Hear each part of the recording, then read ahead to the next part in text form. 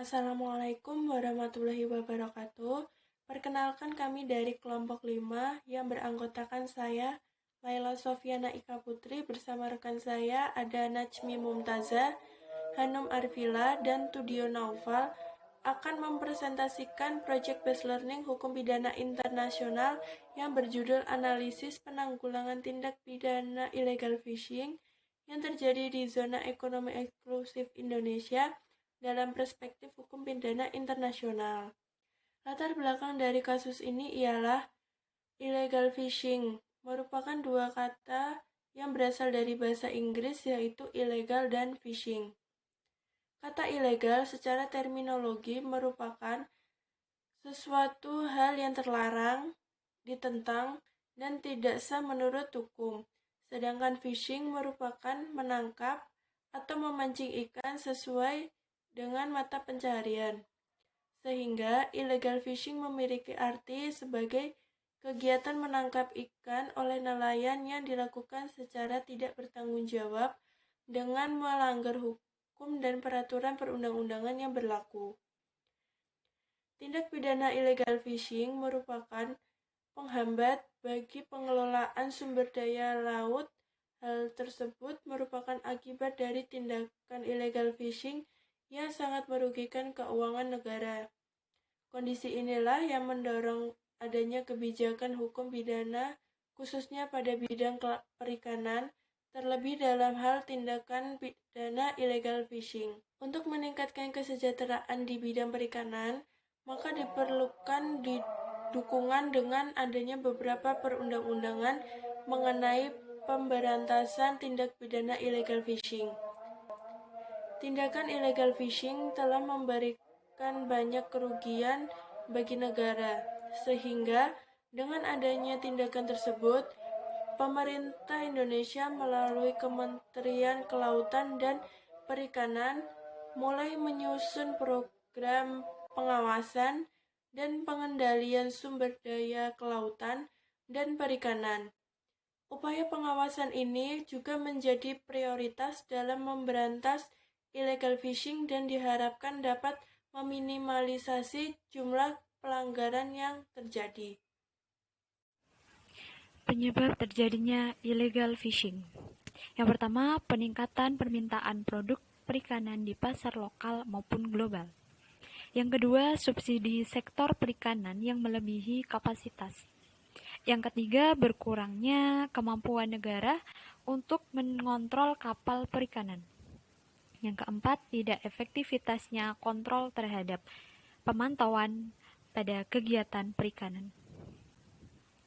Pengaturan terkait illegal fishing menurut hukum internasional, antara lain yaitu yang pertama, United Nations Convention on the Law of the Sea 1982, Konvensi Perserikatan Bangsa-Bangsa tentang Hukum Laut tahun 1982.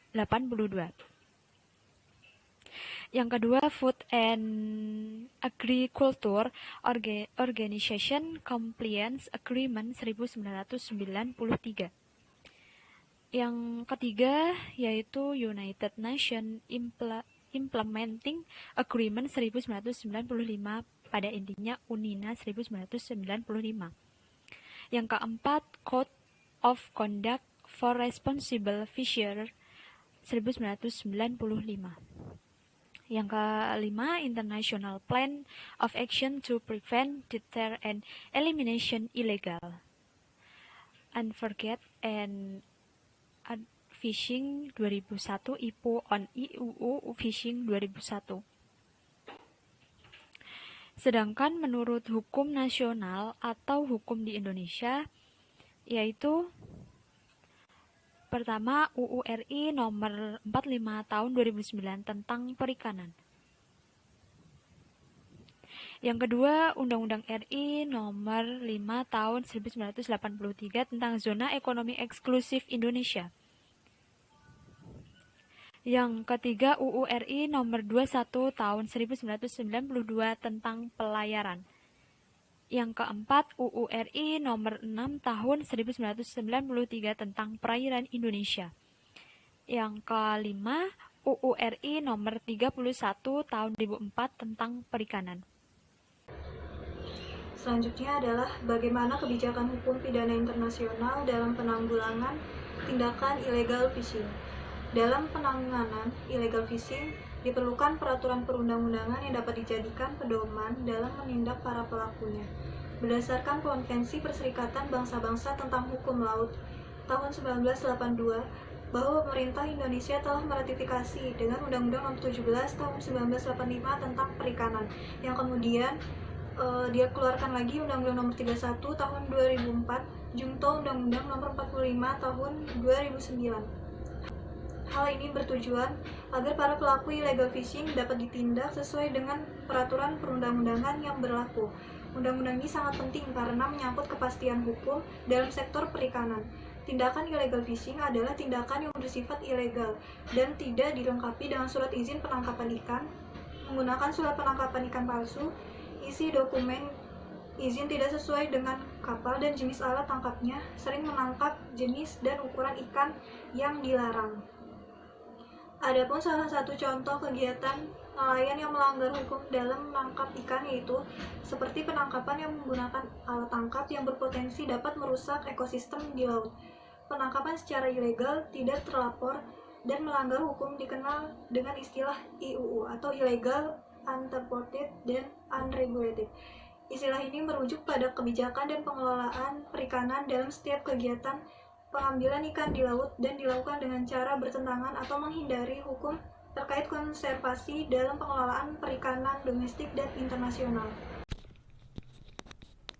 Berikutnya, di dalam pasal 2 UNCLOS tahun 1982 disebutkan bahwa apabila terjadi pelanggaran terhadap peraturan perundang-undangan negara pantai atau negara kepulauan di laut teritorial, perairan pedalaman ataupun perairan kepulauan suatu negara, maka sesuai dengan kedaulatan yang terkandung, maka negara pantai dapat memberlakukan semua peraturan hukumnya, termasuk juga hukum pidananya terhadap kapal pelaku.